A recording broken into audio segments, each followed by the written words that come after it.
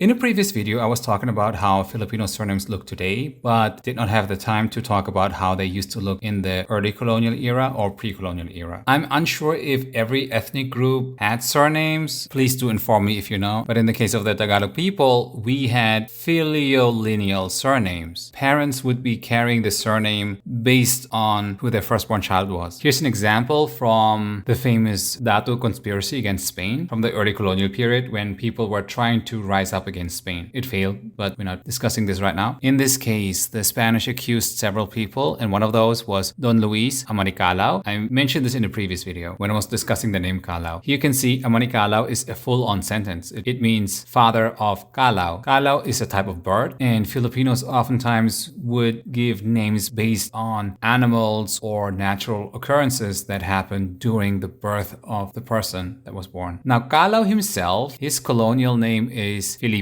Amani Liwayway. Liwayway is a girl's name. It means dawn. I also made a video about Commander Liwayway from the Hukbalahap, who was very successful. But you see here how the Spanish sort of refused to use indigenous names. What's worse than this is also that when Domingo de Salazar wrote to King Philip II back in Spain about this incident, he couldn't even be bothered to write Liwayway properly. So you have this weird thing there. You will notice how the Spanish keep changing the spelling of names, so there's no consistent methodology to determine who's who. Anyway, we also have a contract here from 1625. For us, what is important is line 12 where it says Doña Maria Gada ay nagmula kay Amadaha sa Libis. So we can see here that she took on a Spanish title as well as a Christian name, but we also see her given name, which is Gada, but that is not actually her name because Tagalog speakers still do this to this day where they swap the positions of syllables. For example, Tigas becoming Astig. We can tell that this isn't her name because a little later we see her dad being mentioned, Amadaha, and that is just father of Daha or father of Daga. So we know her name is Daga, but she goes by Gada. Daga is Tagalog for mouse. If you were a woman, your surname would be Inani, for example, Daga.